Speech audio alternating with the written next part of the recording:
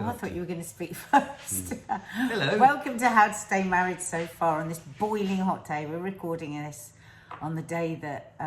We've come out the hottest night ever in British history. Yeah. It's the highest temperatures ever recorded through the night in Britain. Insane. So we didn't break the records yesterday. We might today, but we did last night. My God, did we feel it this morning? Yeah. And things are also hotting up for us watching Love Island. No, don't worry. This isn't a podcast about Love Island. Don't worry. If you're not watching it, you don't need to have watched it to enjoy this podcast. But there's a lot of talk around what's going on at the moment regarding red flags. Yeah, it's a great phrase. First of all, when you were growing up, did you ever hear the words red No. flag? Do you know, neither did I, and I wish I had. It's a great tool when talking to the kids. And our kids will just trot this saying out, this, red flag, red flag, red flag. It's fantastic. I think it's great that we're now awake to it. But do you think it's interesting that there's only a phrase for red flags? They never say, oh, that's a white flag. There's never a positive alternative. People don't look at behaviour but we've been and doing go, that recently with the girls, haven't we? We have, because you mentioned that a few months ago, and we've been saying it What? now. Well, you said this about, what about the white flags? well, yeah, no, And so we've been think, saying, I that's think, a white flag. Not Oh, you wishing did to that. go on about Love Island, but I do think that there seems to be this inclination towards turning a sneery face towards anything that's a positive sign in a relationship. It's really strange. Like It's the one very sweet boy who's very, kind yeah. and very, really, he's raw, isn't he? You can see he's a sensitive person. When I say sensitive, I don't mean that as a insult like lots of people do. I mean, he's just very sensitive to everything. But it is seen as a And bad it's thing. seen as a bad thing. really Out there odd. in the hell of social media, it's seen as a really negative thing. Weak, lily-livered, pussy-whipped, all those kind of phrases. But white flag, red flags, I think is a really good discussion to have around your kids, your teenagers Yeah, as absolutely. well. Yeah. Not just girls. I mean, God, there's enough controlling, manipulative women out there as well. Absolutely. But we've got the actual definition, Well, because it's Mark not, found it's this not the article. definition, but No, a definition. dating psychologist gives a definition, Yes. and it's quite a useful one, and this was in The Independent. And she describes it as, a red flag is something your partner does that indicates a lack of respect, integrity, or interest towards the relationship. And just that one more moment on Love Island and why we watch it and why we love to watch it with our girls is when there's a certain contestant that was okay to me for a while, and then he suddenly said this one thing, and my whole back went up, and I said to the girls, red flag, red flag, red flag. And it was just a tone, just a certain level of rudeness with a kind of lift to the lip that put the chills through me, literally put the chills through me. And oh God, I wish I'd had this when I was a kid. But the problem with it, as with all these things, It's I mean, I've even terminology. got a problem with that definition of it, because the definition says something your partner, so it presumes that you're already with someone and you're looking. I think there are different red flags in a relationship to red flags deciding whether you should get into a relationship or not. There are the red flags of dating, and then there are the red flags of being in a relationship, and I think they're kind of different. But I think you could apply that in dating. Yeah. Do you remember a while ago when we were talking about this, and somebody, I've been having a conversation with a group of women about when you're on a first date, when you're early dates, and they said, oh, actually, I think it might have been on our Coffee Moaning, one of our lives, one of our followers suggested it. And it was, in those first dates, or even in the very first one, say something you're pretty sure they're going to disagree with. And just see how they respond. Yeah. And I thought, the thing is, you have to have a good instinct for that, to see it, and you have to be open. The thing is, in the early days of dating, you're kind of blinded by all the white flags, aren't you? That's what you're seeing. You don't want, you're seeing all the good. I think that's why they say red flag in the midst of going, oh my God, hearts and flowers, this could be everything. We could get married, we could have this, a red flag pops up and you have to listen to it outside of all the dreamy stuff. I mean, one person's red flag is another person's white flag, and I think it's very difficult because, and also, a person's red flag, or if you have a red flag about someone, we're coming principally, I guess, from the angle of women judging men because we're parents of children, of daughters, and what have you. But I think it should be both. I think. But no, absolutely. both But ways. I think it presupposes that the person deciding whether this is a red flag themselves doesn't have red flags. Do you know what I mean? It kind of presupposes that there's some kind of purity to the person. Say, red flag. I do sometimes worry that people use the phrase in a kind of self-aggrandizing fashion of red flag. Yeah, well, you might not be right, and you might have a whole heap of red flags about you that kind of contort what your judgment is here. So what I'm trying to say is that, again, red flags I think, can dangerously be assigned to actually reasonable behaviour.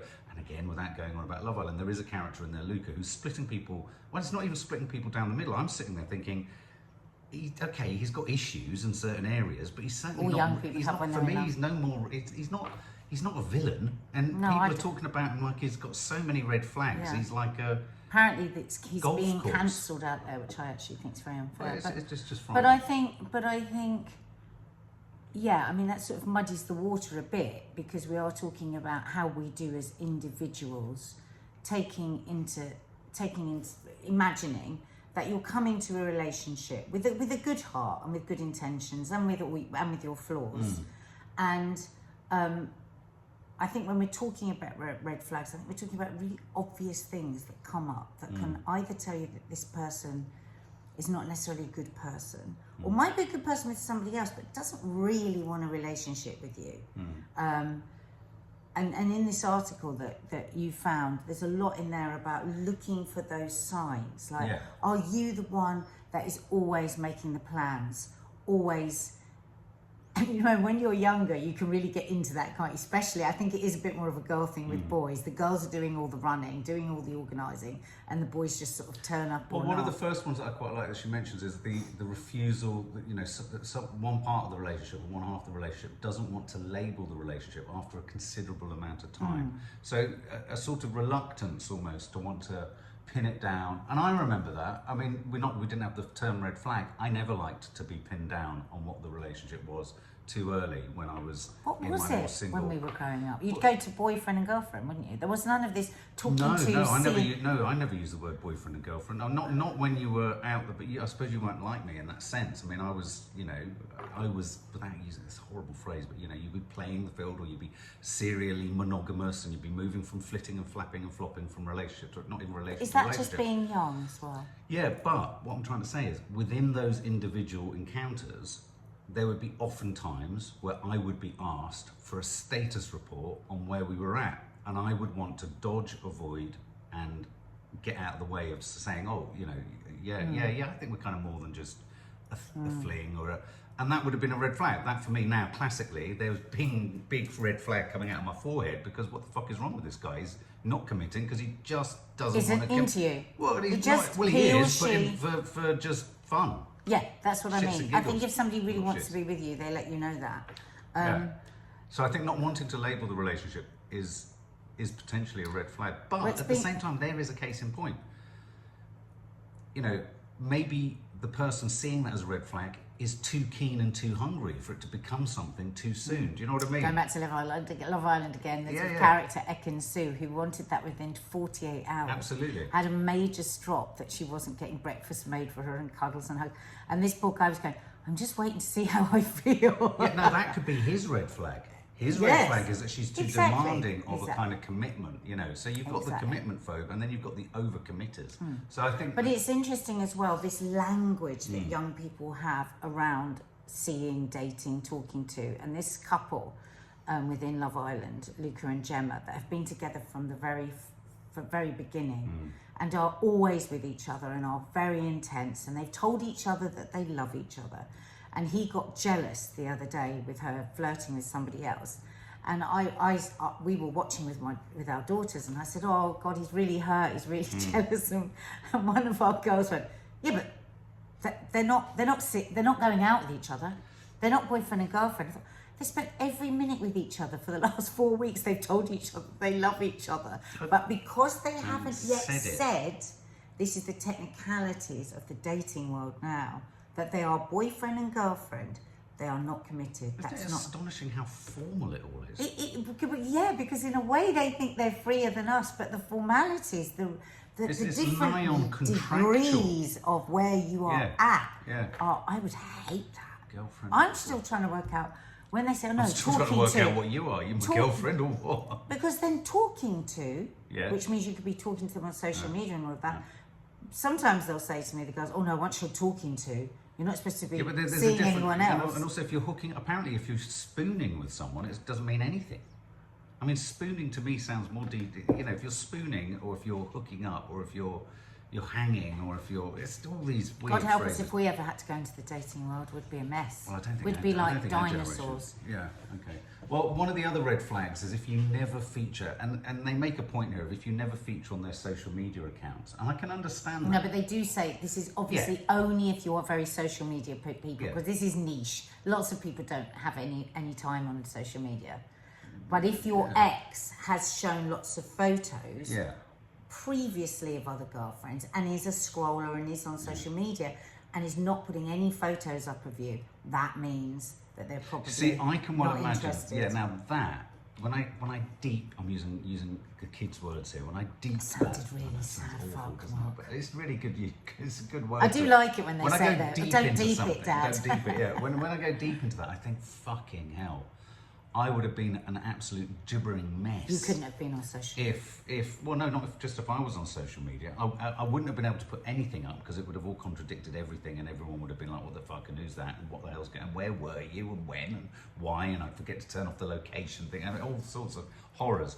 But then I'd have gone through all of the reverse paranoia of why haven't I featured on their thing? Why aren't I, all that kind of, male ego and all that kind of shit. It would have been an absolute fucking mess. And this is what young people I don't know how they deal with it. I literally don't know how they deal with it. So hard on them. No privacy, no time to think.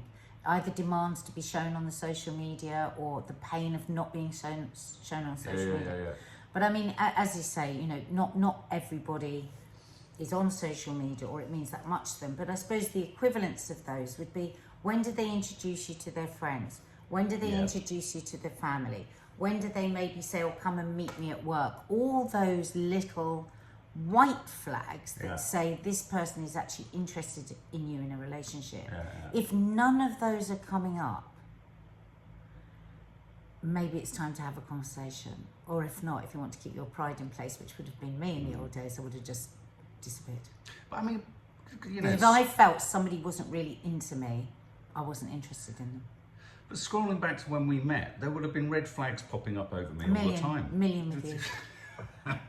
But even then, I didn't have the language of red flags. You didn't have the language of red flags, but you could see them everywhere. No, but I think there is something really, really important about this terminology. Well, that it creates a new way of looking at things. It does, and it's very accessible.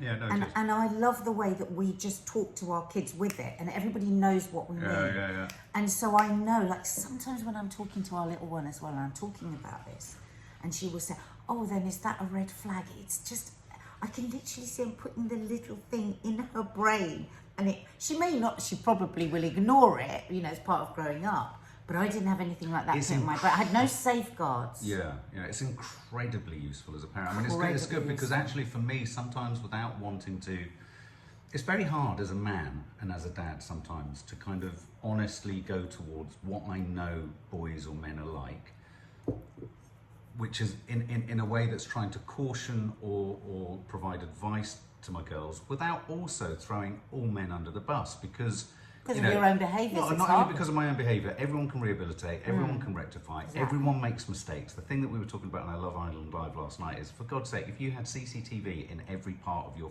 beginning weeks of a relationship. It was our daughter that said that, actually, wasn't it? Everyone will have said or done something that they have cringed and gone, oh my God, I've got my own red flag about myself there. I think, Well, no, our daughter said every single one of us, if we had CCTV cameras, would have something that we'd done that we'd be cancelled for on social media. Or described as toxic. So I get what you were saying about we have the red flags, and I think it is the right terminology, because it's not saying have the executioner's sword ready. It's like, boop.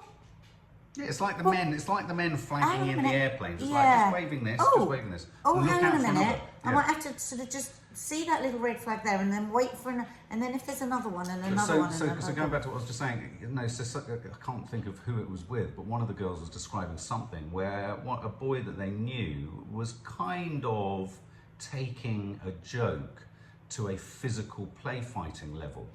And it's literally like the inbuilt red flagometer that was in me. I was passing her, probably doing the recycling, that's what I'm usually doing.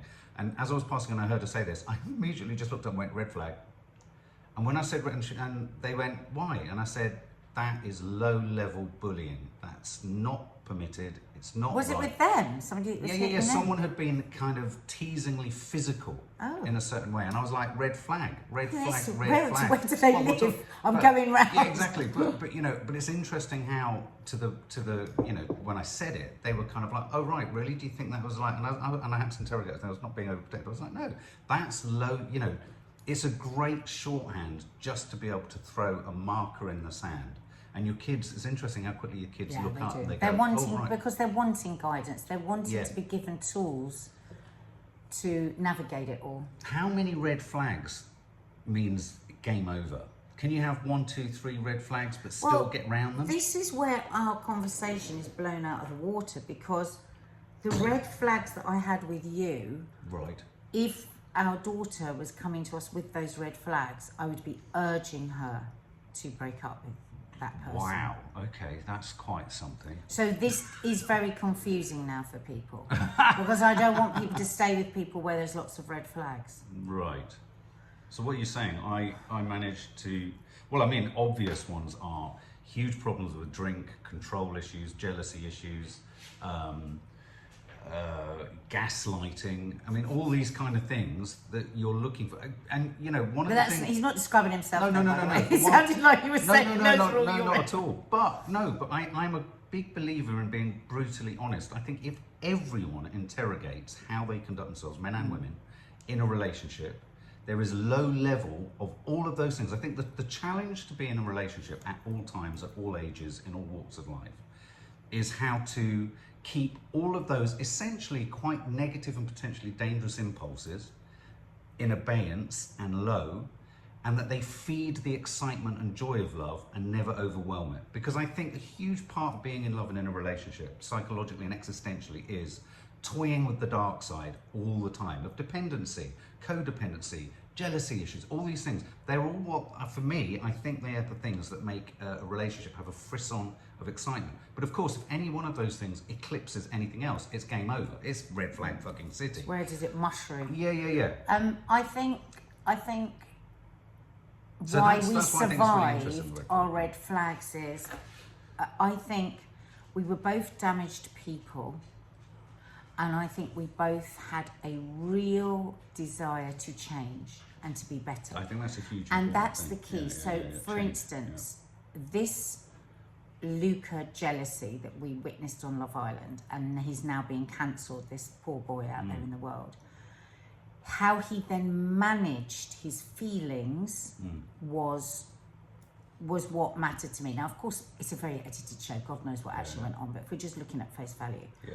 So, say, for instance, you've got the red flag and somebody has been jealous, for instance. Now, not all jealousy is a terrible red flag where you have to instantly finish with that person. No. But of course, jealousy is a very dangerous, can be, is potentially very dangerous. That's my point, yeah. But what I liked about what he did at his age, that you weren't able to do at your age when I first met you, I have to say, was he regulated his feelings. Right. This is the first time he's fallen in love. He saw this on TV because they filmed it, his partner flirting with somebody else, and the rage, the jealousy came up. He was like, right, that's it. Well, I'm going to start flirting with somebody else, and I'm going to do all totally irrational, rational things to think and say when you're young and when you have just fallen for somebody.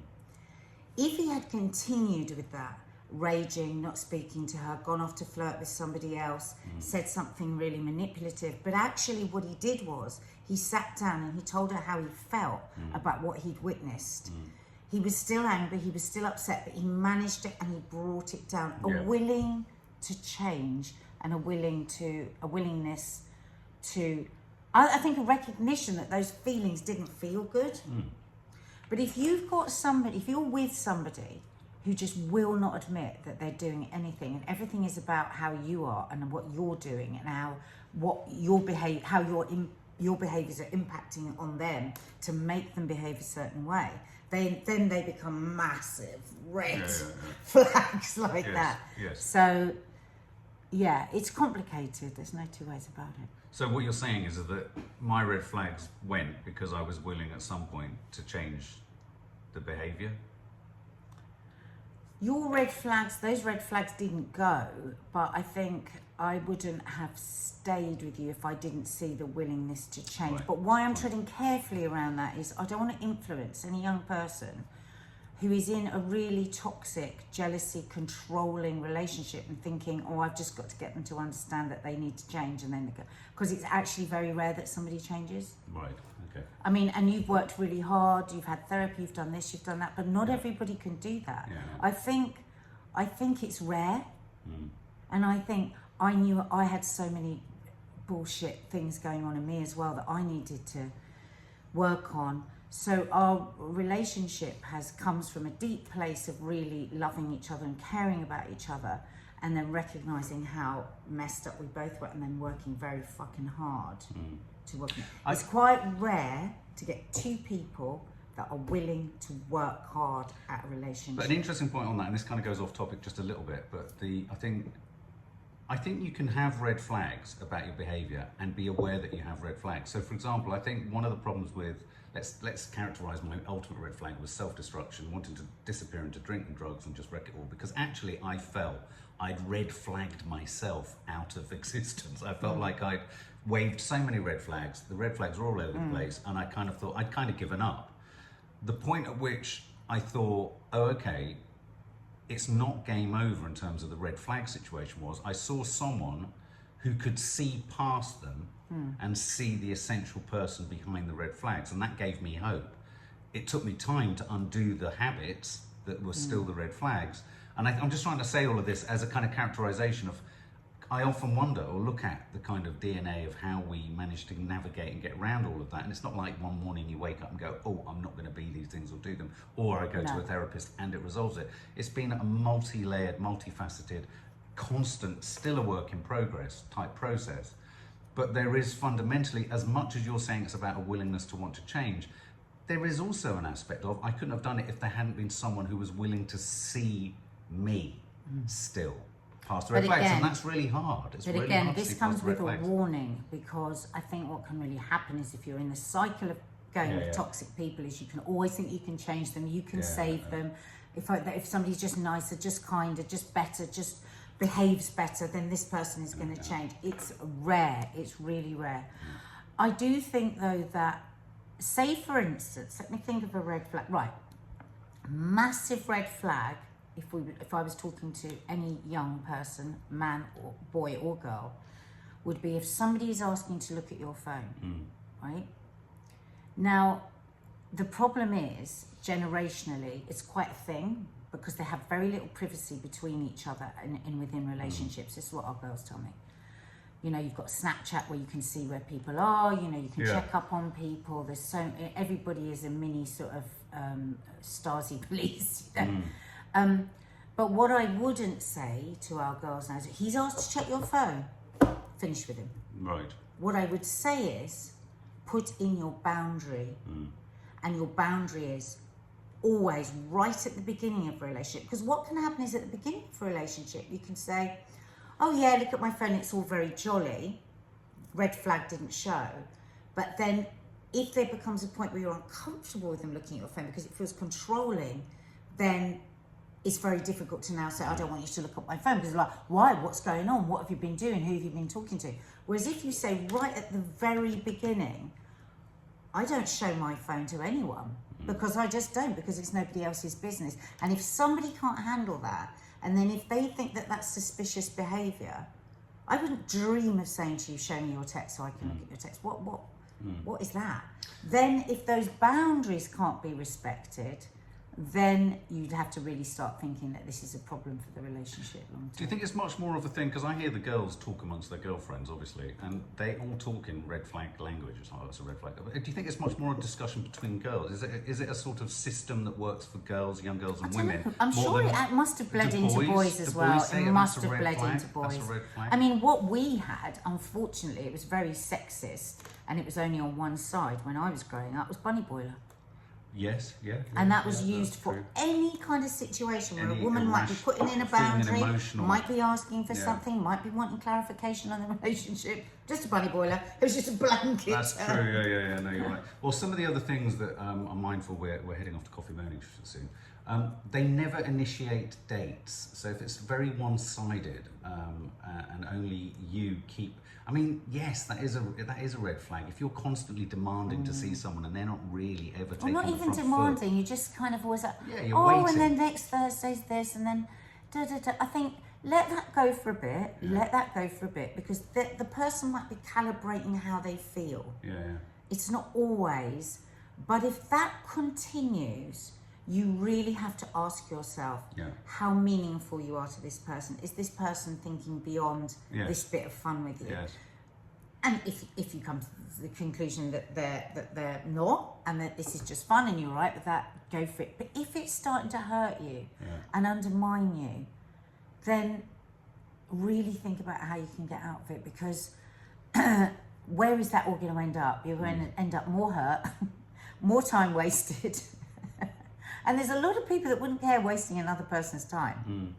The other one is they won't compromise. And I think this is really important because, it's very hard, isn't it? I think the thing that you were saying at the beginning about trying to throw, when you're dating, again, it's very different when you're dating to when you're actually in a relationship. I think when you're dating, you can throw in little tests of whether the compromise is on the horizon, whether this person is willing to compromise by asking, do they like this? What would they feel if someone like this? All that kind of stuff. But it's all about finding the halfway point, isn't it? When you're in a relationship, and I think trying to compromise. So many people, I think, unfortunately, see compromise of any form as weakness. It's like, you've got to stand your ground, you've got to say what you are. And I think there's an aspect of that creeping in with the other couple in Love Island, Davide. I think Davide's coming in for a lot of stick because there's a sense or a perception that he won't compromise at all. He has her down as a liar, you're a liar. And nothing will shift that. And you can almost sense, I'm beginning to sense that she is frustrated by that moniker, because I think she is more than that. And so finding compromise, an inability to compromise, and yet at the same time, for one person that might be a red flag, but for someone else it might be a sign of strength and kind of, if someone sweeps you off your feet and doesn't sort of compromise where they're going to take you to do something, it's very confusing sometimes for men when you're told we want to be taken with force and vigor and vim and vigor to do this, and then you do it, and then someone goes, actually, you don't show any sort of compromise at all. You're trying to judge how strong you are and how certain and pushy you are. Well, that's why another word I wish I'd grown up with and just taken in by osmosis in the way that our girls have with red flags is boundaries. Yeah. We both grew up boundaryless in a way. I mean, my mum was very boundaried. She was strict and all of that, but I had no concept of my own right to say this is what I want and this is what I don't want. I had a sense of it. I was really lucky. I always had a strong sense of what I would accept and what I wouldn't, but I didn't know how to vocalise it. So with our girls, I will often say to them, they're so funny, they go, oh mum, I could never say that. Oh mum, because you can see other boys, what would boys think? But I just keep saying, I keep giving them that sense that one day they'll be able to say, oh sorry, no, that doesn't work for me. No, sorry, oh I don't like that sort of thing. No. Oh, what if somebody treats me like that? Oh no, that's not for me. I did that. I shocked a few boys in my life who would be like, oh, say something or want to behave in a certain way, and I go, oh, sorry, I'm out of here. No, that's not the kind of relationship I like. So what we're kind of in a roundabout sort of way Which is what Gemma does very well with Luca. She's very sure of what she wants. Yeah, in a roundabout way, we're sort of saying that relationships, dating and all this stuff is like a football pitch. It's got boundaries, it's got edges, and it's got red flags, four corners. Which means that sometimes when you get it right, you get it in the back of the net. Oh my God. The last thing that is a red flag here is that your friends or family hate them. Right, this is a funny one because we always say to our girls, don't we? now, if you ever bring a boy home and we really, really don't like them, do you want us to tell you? And it's so funny, Such the a hard silence. one. No, Yeah. both times it's the silence. They go, because, and why do they have that silence? Why? Because they know if we say that to them, it's probably going to, they're probably it's gonna end it. irreversible. Now, It's irreversible. That's it's why irreversible. I'm not going to go into They're details. never going to lose that I'm not going to go into consciousness details, of but that. I know that you have that conversation with the girls, and you have this sort of maternal maternal right to be able to kind of say, if I can tell you, can I tell you? And if But they said to me no. well, no, They I don't know. want me to. But I'm not allowed to even entertain the question. I couldn't even ask them if I'm allowed to tell them. You'd be like, don't ask that. Immediately, if I crash in on that, they'll be like, no. Because the one time my red flags were pinging up like a lunatic, I looked like a fucking hedgehog, the amount of red flags that were going up on my back. All I could do was totally avoid them. And then when they'd you knew what he was. gone, flag it up with you in the hope that you would funnel it in somewhere towards the right But person. I'm always funneling. But the thing, yeah. Dads and red flags. But with I kids, think daughters. that it's very interesting when they say no, because they're saying it will be the end. And what I love in Love Island, one of the girls says, I'm not going to be boyfriend. We're not going to become boyfriend and girlfriend until we've left here and my parents have met you, because if they don't like you, it's a no. Oh, yeah. And she just says that. That's Gemma. I know. She just says She's that. so certain. She's so certain. needs to She run has the been brought country. up with such a strong sense of self. Well, she's potentially going to run the country. I think she's got. I mean, I've never known a 19-year-old quite so. But you know what? Professional. Say that. Yeah. Say that. Yeah. It's all right to say that. Yeah, It's of all right to course it say, is. do you know what? I'm just going to wait and see what my friends and family think of you too. Now, you might have somebody that's controlling, go, what, can't you make up your own mind? No, I feel pretty sure that I like you, but I want that extra insurance from the people that I know that love me and I and one of trust. his red flags for anyone who has a red flag with Luca went down when he didn't seem threatened by that. Yeah. He doesn't know what's going on in the outside world, but if he had stuff to hide, or if he had an ulterior motive, or if it was more cynical how he's trying to people say he's being, when she said, I have to wait and see if my family, he'd have looked a bit worried, he'd have looked furtive, he'd have looked a bit kind of, oh my God, yeah. Actually, we must remember to have that big conversation with our kids. Anyway, guys, about we've got to go, because if you follow our YouTube channel, we're about to go and do coffee moaning. So, Coffee moaning is something we do every morning, Monday to Saturday, on our YouTube channel, where we have coffee, we chat through the news, we chat about life stuff. So if you've never joined us, join us, because it's a lovely community there. People have made friends, big groups of friends have been made. Absolutely. So it's a really nice place to hang out. So if you fancy it, visit us on our YouTube channel.